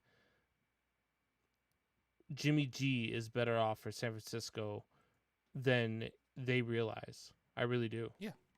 There's a reason why Jimmy G signed a 2-year extension with a no trade clause in this offseason before they drafted Trey Lance. Even with all the trade rumors happening, and then they would say they're going to get Trey Lance and like all this stuff. But on the flip side of that coin, Combs, they only lost to 7 points to a very good Seattle team, a Seattle team that we're still in the first 8 weeks of the season. So their MVP Russ is still here. So, I mean, they are not bad, but looking forward here, the 49ers do play the Cardinals. They travel to Arizona next week, and then the week after that they have a Sunday night matchup versus the Colts at home. So right now the 49ers are 2-2, Combs. If Jimmy G misses an extended period of time, are they in bad shape and they're going to miss the playoffs? Yes. With Jimmy G, this is a top 5 team in the NFC. Without Jimmy G, I don't think they get into the playoffs. So is it because of the offense production or just because of like the team in general thrives around Jimmy G? So like when one thing clicks, like it all clicks, and if it misses on one thing, the whole thing misfires. Yeah, I think they don't have to go through the same struggles that they're going to go through with Trey Lance if they have Jimmy G. They don't have the rookie mistakes. They don't have the miscues. They don't have the they don't have to relearn his cadence and the snap counts and stuff like that, which causes a lot of problems for offensive lines. Right. There's a lot of things that go into it when you're bringing in a new quarterback, and this I mean it showed today. They were not ready to play with Trey Lance. Would you rather have a 70% Jimmy G or Trey Lance start next week versus the Arizona Cardinals? I don't want to extend Jimmy G's time on the IR. So if I have to go without him for 2 to 3 weeks, then I'm going to allow him the time to recover, and we're going to try to battle with Trey Lance. It's just it might not be pretty for a couple of weeks, and we could bounce back. I mean, we're good enough to bounce back. We got 4 or 5 losses, and we finish at 12-5 or 11-6. We're still in pretty good shape. Yeah, and also on the flip side of that coin, guys, you have to realize that Trey Lance did not play college football last season because of the whole COVID situation. They played one game as like a showcase game versus South Dakota State, and that's it. So, I mean, he literally probably hasn't played a real NFL or a real game in almost 2 seasons. So maybe cut him a little bit of slack, but you can't cut him too much slack.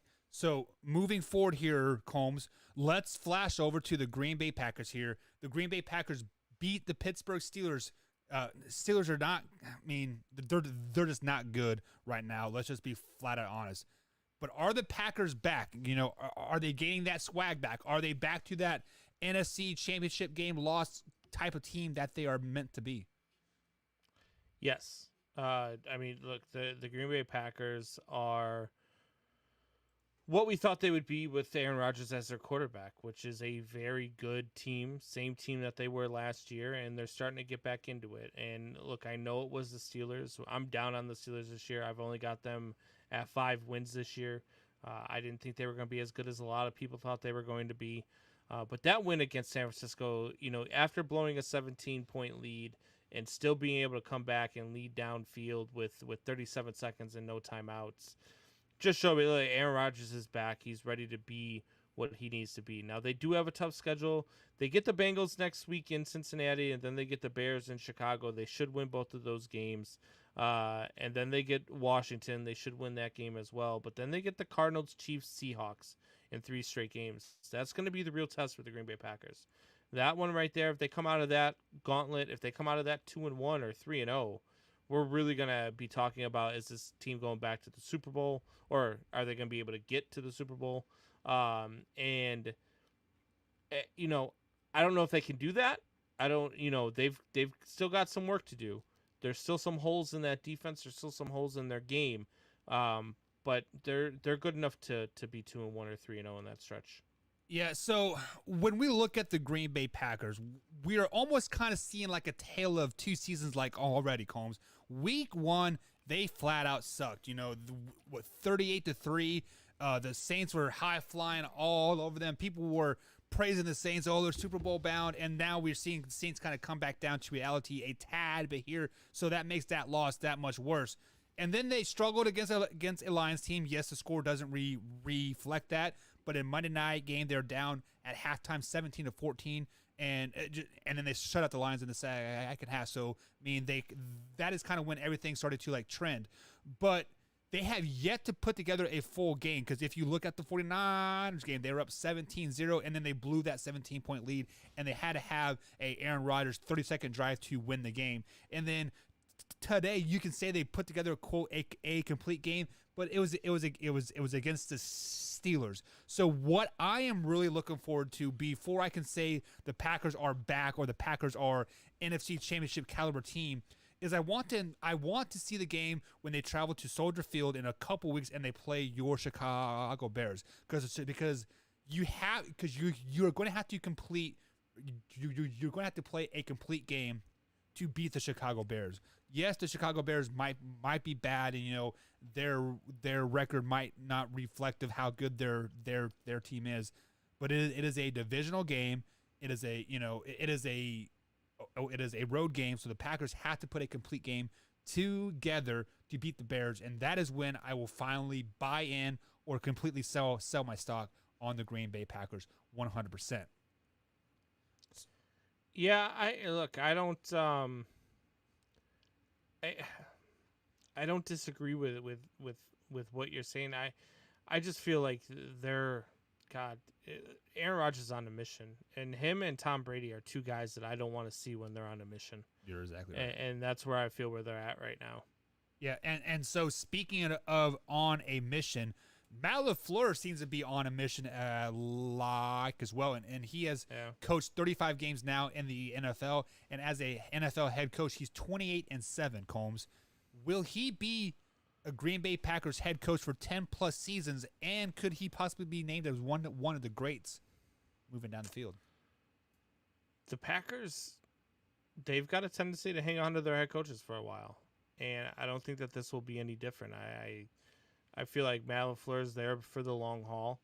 I feel, to be honest with you, I think Matt LaFleur can't wait till they're at the end of the Aaron Rodgers era, because I feel like that's not his guy. He wants his guy, and I don't know who that guy is going to be.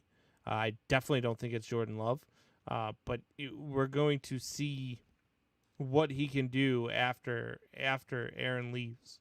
And look, Matt LaFleur has been, yes, he's 28-7. He's been a product of being under, Aaron Rodgers' care for the last 3 seasons. So we'll see. We'll see how he does. They'll give him every opportunity to succeed, though. I'll tell you that much. Yeah, that's exactly where I was going to go with that 100%. He might be 28-7 as a quote head coach. Let's just be honest, Combs. He has been an assistant head coach. Aaron Rodgers is that head coach of that team right now, because we saw it last week on that game-winning drive versus the 49ers when post-game conference, or was it the past Pat McAfee show? I can't remember. Aaron Rodgers said he wanted Matt LaFleur him to go to the sidelines. Aaron Rodgers says, forget that. I'm going to a man down the middle of the field, and we're going to win this game. So let's say Aaron Rodgers goes to the sidelines and they lose that game. Matt LaFleur will be to blame on that game. So all these 28 wins, that is all Aaron freaking Rodgers. Combs, let's just be honest. I mean, we see it in Tampa Bay right now when Bruce Arianson was really coaching that team. They were 500 team at best. Once Tom Brady took over the head coaching duties of that team, they won the freaking Super Bowl. So Matt LaFleur might be 28-7 per se, but after next year when Aaron Rodgers is gone, we will probably see the true coach that Matt LaFleur is in 3 seasons, and I bet you he is out. Because right now, I don't think he's a very good coach, Combs, because we've seen it in the playoffs. What he kicked for a field goal when you're down by 4, and and like all that crap. I mean, it is very dumb mistakes, and I think when you don't have somebody like Aaron Rodgers there to make up for that, that's going to rear its going to rear its head very, very, very, very soon. So unfortunately, he's not going to be there for 10 plus years at all, in my opinion. So moving on here, we got Whining with White here coming up here in about 10 minutes. The Cowboys handed the Carolina Panthers their first loss of the season. So Combs, we had many pretending 3-0 teams that thought they were good, aka the Denver Broncos. Sorry, Liz, but were the Panthers in that pretender realm at 3-0, Combs? Yeah, I think they were. I think they, came out the first 3 weeks of the season. I think they were playing out of their minds. I think they were playing above their potential. I think a lot of teams were coming in and not taking them very seriously and playing down to their competition. They beat the Jets and they beat the Texans. Those were 2 of their wins. Those are 2 of the worst teams in the NFL. And they had a good win against the Saints where they held them down to 7 points. That defense was doing their thing. But they finally went up against a very potent offense and a very good defense and a very good team in the Dallas Cowboys. And they kind of got put in their place. Now, look, I will say I was impressed with the way that Sam Darnold still was able to play today. I was impressed with the way that the Carolina Panthers were able to hang in there. It was only a 10-point loss, but it just felt like it was a bigger loss than that. You know, it never felt like they ever had a chance in this game. Yeah, you are 100% correct on that. It seemed like basically from the second half on, the Dallas Cowboys pretty much held their own destiny per se, and they're kind of scoring at will. And Sam Darnold kind of came back down to reality as well. But one of the biggest things that I think kind of hurt the Panthers this game was not having CMC, and I think that's why they ultimately lost this game. But can the Panthers win without CMC, Combs? No, because then you really have to rest on Sam Darnold. And as much as I think that Sam Darnold got a bad rap in New York, as much as I think that Sam Darnold is a better quarterback than he ever was in New York, I don't know. I feel like without CMC, it's a different game. And when you don't have a run game and when you have to force Sam Darnold to beat you, Sam Darnold really hasn't shown yet that he's got the ability to be the guy that could beat you all by himself. And I don't know if he's ever going to be that. But if he can be, then sure, they could win without CMC. But you need that solid run game to open up your pass game. And if you're forcing Sam Darnold to win games for you, I don't like the position you're in. Yeah, and you are hit the nail on the head 100% said there, because anytime you get a quarterback with a great running game, look at Daniel Jones, Saquon, you know, like when they're clicking, the Giants are doing really well. When Zeke and the Cowboys are running and passing the ball effectively, they're doing really, really well. There are only a handful of quarterbacks in the NFL that can literally just put the team on their back and throw the ball for 60+ times in a game and win consistently. And that is probably Patrick Mahomes, Herbert, and probably Tom Brady and Aaron Rodgers. Like, Sam Darnold needs CMC just as much as CMC needs Sam Darnold. When they're both on the field, the Panthers are calm. They are a pretty good team when they're both on the field. But when one of them are not on the field, they are a below average team, and it showed today, unfortunately. So, but on the flip side of that coin, we saw the Dallas Cowboys, play well. They've put, 3 games in a row here, and they played really well and damn good football. Are the Dallas Cowboys the best team in the East, Combs? Yeah. Look, the Giants got a big win today in New Orleans and took that game in overtime. But they're still not very good. The Eagles are not very good. And the Washington football team is not very good. So, yeah, I'm going to say the Dallas Cowboys are heads and tails, and we thought this before the season. I mean, we both picked the Dallas Cowboys to win this division by a lot, and we both thought that the Dallas Cowboys could make a deep playoff run as well. So, yeah, I mean, absolutely the Dallas Cowboys are the best team in the NFC East. Yeah, and I know many people are saying the NFC least from last season was when they had a losing team getting to the playoffs, right? But that's because the East is they really had a tough slate of games. Let's just be honest about that. Washington went toe to toe with the Bucks, in the playoffs, and they didn't about win, but they definitely had opportunities to win. But the Giants, they are good. They're not horrible. They're a 7-10 team, 6-11. The Eagles might be the sleeper team of the East now.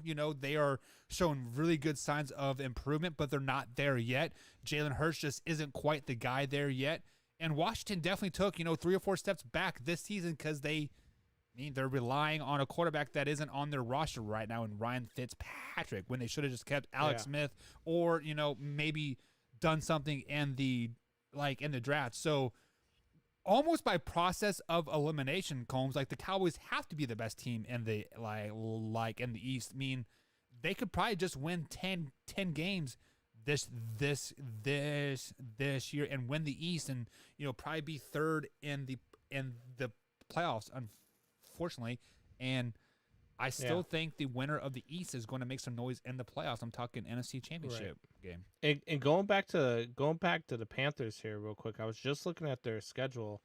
They could very easily. They got the Cardinals in week 10, but heading into that matchup, they could very easily. They got the Eagles, Vikings, Giants, Falcons, and Patriots ahead of that matchup. They could very easily be 5, 6, 7, 8-1 heading into that matchup. Yeah, well, and I said the stat a couple days ago. The last couple times the Panthers have started 3-0, they have made it to the playoffs and made it to the NFC Championship. They don't have a tough schedule at all. I mean, even beyond the Cardinals, after that they get Washington, Miami, Atlanta. They do have to play Buffalo and Tampa Bay 2 more times, but still, I mean, they could still end the season at 12-5 because of benefiting from a very not so tough schedule. Right. So speaking of not so tough schedule, the Raiders and Chargers have kind of had a not so tough schedule. Let's just be honest about that. Even though the Chargers have played the Chiefs, but this is our Monday night matchup. As we do have the Raiders taking on the Chargers. Combs, how can the Las Vegas Raiders win this game versus the Chargers?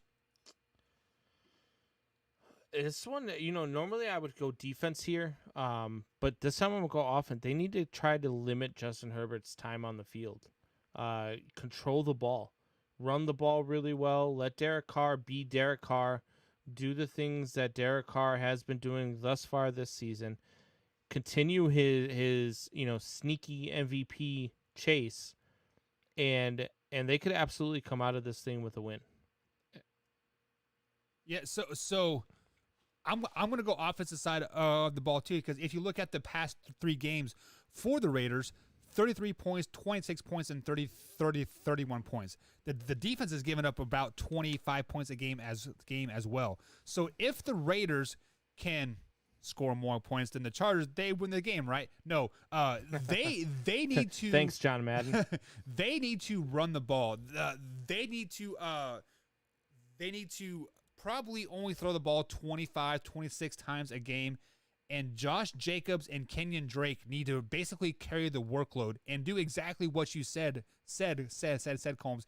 Keep Herbert off the field and let the defense eat. Like when you only have seven possessions in a game and you have to score 25 points, that puts a lot of pressure on that offense to perform. And I'm not for sure that the Chargers are ready for that kind of pressure, to be honest. Yeah, I don't disagree with you there. I don't know if the Chargers are ready for that kind of pressure. I do know that for the Chargers, I mean, in order for them to be successful in this game, that is going to be on the defensive side of the ball. They are going to need, Bosa to play his game. They're going to need to limit Derek Carr and force him into some tough situations. First and second down are going to be really critical for the Las Vegas Raiders tomorrow night, because the Las Vegas Raiders, if they can establish drives, if they can keep Justin Herbert off the field, that's their key to success. For the Chargers, it's get the ball back, force them into second or third and long, and get this ball back. Force them into some 3-and-outs. Let Justin Herbert do his thing. Allow him some time with the ball, and they might be able to pull this one out. Yeah, and so my key for the Chargers to win this game is not do what they did against the Dallas Cowboys and that's get like 25 flags thrown on them in the first half. Like that game was absolutely atrocious to watch, and then I would hate to be on that meeting on Tuesday. If the Chargers play a clean game and they force the Raiders into 2 turnovers, they're going to win this game, because I think the Chargers are the better team and they're going to win this game. If they force them into 2 turnovers and they keep under 6 penalties in the game, Who do you got winning this game? Speaking of atrocious to watch, Wyatt just showed up backstage. I know. Who do you got winning this game, Combs? I'm actually going to go with the Raiders. I think the Raiders are for real this year. I really do. I think that they are going to contend in the AFC West. I think they're going to contend for a top seed in the playoffs, and I think they're going to win this game. I think they're going to beat the Chargers. I think they're going to move to 4-0. And I think you are wrong because the Raiders are definitely pretenders. That's why I'm taking the Chargers on this game because the Chargers, they were just there last year, Combs. So if they would get a little hot sooner, we would not be talking like as a team as a surprise. But I'm taking the Chargers. 27-20 is the final score. So I believe it's a 7-point spread, which is absolutely ridiculous. So I'm taking the Chargers. I'll just remind the people before you put your money on the Chargers, because Buck said the Chargers. He also said that the Lions were going to be 11-6 and they're 0-4. Yeah, the season is still young. So speaking of being young still, we do have the man, the myth, the legend himself, the second myth, the legend himself, Mr. Wyatt Williams at manhour_TWW. Wyatt, you need to be more active on the Man Hour Twitter, man. You suck at Twitter. Your Twitter I know, game's- I'm sorry. Your Twitter game's weak at best, man. You know My what else you Twitter suck game- at? You know what else you suck at? Making picks, because you're still not in the group with us making picks. You are What? still in last I place. did. Hey, boys, I did Pick'em Wars, okay, and Not It's Pick'em not- Wars, our group thing on ESPN where we do our Wheel of Death. You now owe 4 spins on the Wheel of Death because you automatically lose because you're not in the group. And don't pretend like you don't know what this is because we talk about it every week when you come on well, the show. yes, but how do I join said group? We- When you we do this? put Send it you a on link there after 3 the show again. times. I'll send you a link again. Again. Another one.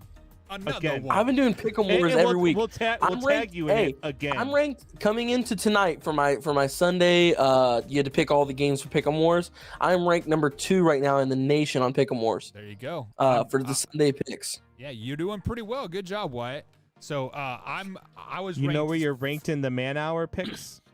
Probably dead Last. last. 4th. Yeah.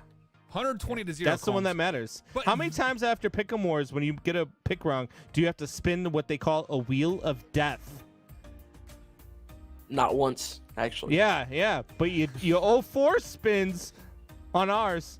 All right, guys. So Wyatt is on his weekly segment here called Wyatt Whines. This is when Wyatt just gets the floor to whine about anything that he wants to whine about. So Wyatt, first of all, welcome back to the Man Hour. We missed you a lot. Nana and Drew and Michelle say what's up, Speak for what's up, what's yourself. up. That Wyatt, I'm just joking. Are I you- missed you, Wyatt. I love you, Wyatt. are you going bald, man? I might be, that the hairline. It's coming back a little bit, He started growing it on his face, so he lost it on his head. That's All what right. Yeah. happened. Wyatt, take it away. Wyatt Whines. Oh man, I was sitting here and I'm trying to get this together for today. What we're doing with Wyatt Wines, and I can't figure it out. I can't figure out what I want to do, and finally it dawns upon me. I don't need to whine because you know what? Week 1 was for whining. Us Packers fans, we don't whine anymore. Okay, I'm gonna give this shout out to all those people who week 1, those what's that team? The Chicago Bears. Those Chicago Bears fans that were. Oh, the reign of Aaron Rodgers is over. It's over. It's our North now. Justin Fields is North. All those people out there. And I mean, I just want to ask them, where are you now? It's so quiet. I can't hear. I can't hear over the fact that your coach can't figure out which quarterback to start. I can't hear. You know what else you can't hear? you can't hear any Packers fans enjoying their victories because every time they win, they want to talk about the Chicago Bears. That is true. You're I've 3 and why noticed are that. you comparing yourself to the Chicago Bears? They're a horrible organization right now. Their head coach is trash, and you're like, oh yeah, we're 3 and 1. How about that? By the way, we're a trash organization. We're only a game behind you. Oh, That is true. That is true. it is true, but it's not for long. Okay. I don't disagree with So that, though. Wyatt is whining about how great his Green Bay Packers are Yeah. right now. Typical Packers fan. That's why nobody likes the Packers. Yeah, I am quickly learning like how bipolar Packer fans are. Yeah. Oh my gosh. Last week You know when they won last week on that comeback win, first of all, they were 37 seconds away from posting all over Facebook about how we shouldn't have stuck around with Aaron Rodgers and blah blah blah. But he leads a comeback, and then all of a sudden I wake up the next morning and all I've got are people. Yeah, take that. How about that, Chicago Bears fans? Take that. Enjoy your victory. Don't worry about the you know Bears. what? You know what I am whining about, honestly? This game. Okay, I expected so much more from this, and I just feel like if you listen to the Man Hour, I told you It's exactly 7-6 what was gonna at happen. halftime. I told you exactly what's going to happen. it's a good game, but it's not flashy. But then again, whenever you think about it, Tom Brady's not really ever been flashy, and neither is They Bill need to Belichick. let So him it take kind of back makes over the sense. play calling. Do what? They need to let him take back over the play calling. Dude, could you imagine Tom Brady coaching against Bill Belichick the whole way down? That'd be I'm crazy. telling you. So why That would be you have crazy. you have about 5 or 6 fans out here and like in the chat that asking that's give me the Wyatt. So no hashtag waffle. So do you want to give them 5 or like 6 fans. You want They're to give all them family. like a shout out? Yeah, I can't see on the chats. It's your mom. It's your dad. It's Nikki. It's Nana. I should have known. I should have known that's what was coming from that. Yeah. I All mean, Why? I don't know Send why. us out, big guy. Oh my gosh, Man Hour Nation. that's my job, Wyatt. Man, our nation. Rise up. Have a good night, y'all.